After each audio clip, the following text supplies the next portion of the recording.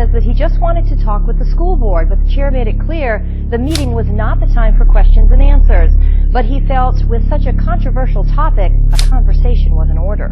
He was arrested last week at a school board meeting. Now, Mr. Small was aggressively shoved, arrested, and charged with second-degree assault of a police officer and disturbing a school operation after speaking out at a public meeting about a new school curriculum known as Common Core. You say what you want and you sit down. Sit down and shut up, basically.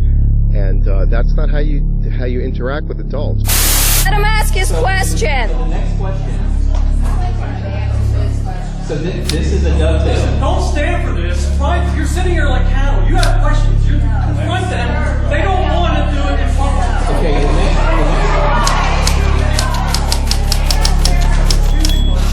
Hey, this is America. Solve this problem, and school will heal itself.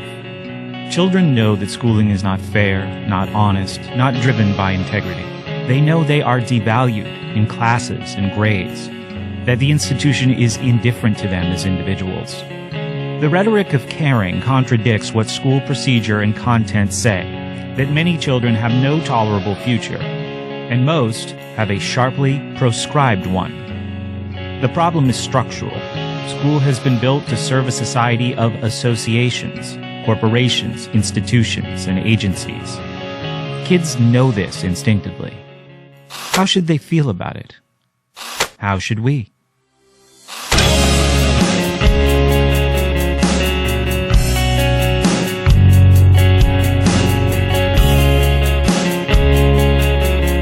As soon as you break free of the orbit of received wisdom, you have little trouble figuring out why, in the nature of things, government schools and those private schools which imitate the government model have to make most children dumb, allowing only a few to escape the trap.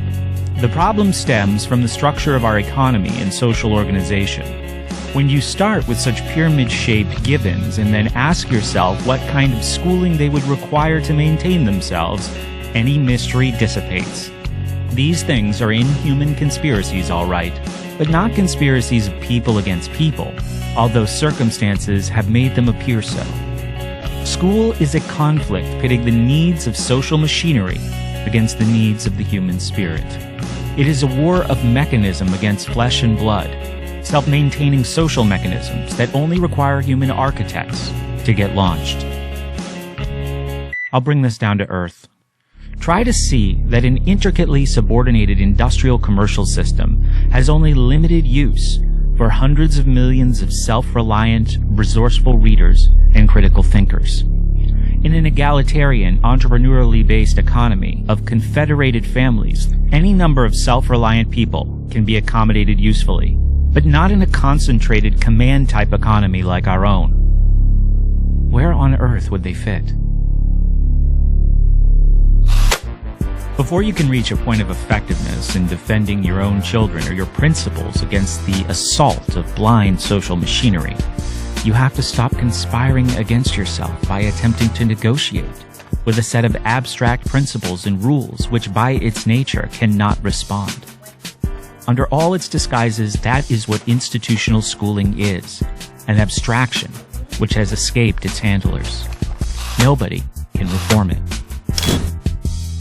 The schools we have are already the schools the system needs. The only way they could be much improved is to have kids eat, sleep, live, and die there. Schools got the way they were at the start of the 20th century as part of a vast, intensely engineered social revolution in which all major institutions were overhauled to bring work together in harmonious managerial efficiency. Ours was to be an improvement on the British system, subject to a rational framework of science, law, instruction, and mathematically derived merit. When J.P. Morgan reorganized the American marketplace into a world of cooperating trusts at the end of the 19th century, he created a business and financial subsystem to interlink with the subsystem of government, the subsystem of schooling, and other subsystems to regulate every other aspect of national life. None of this was conspiratorial. Each increment was rationally defensible.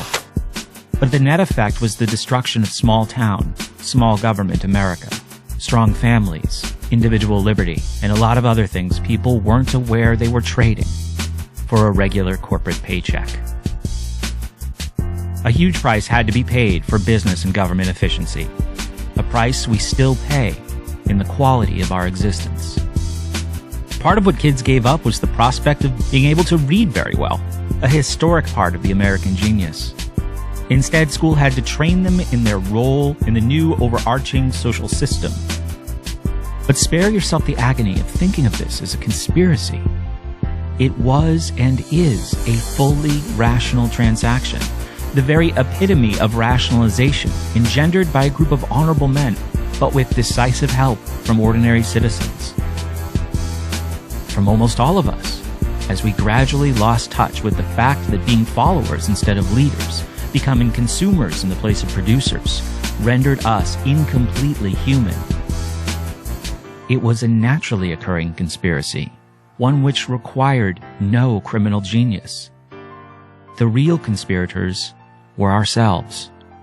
When we sold our liberty for the promise of automatic security, we became like children in a conspiracy against growing up.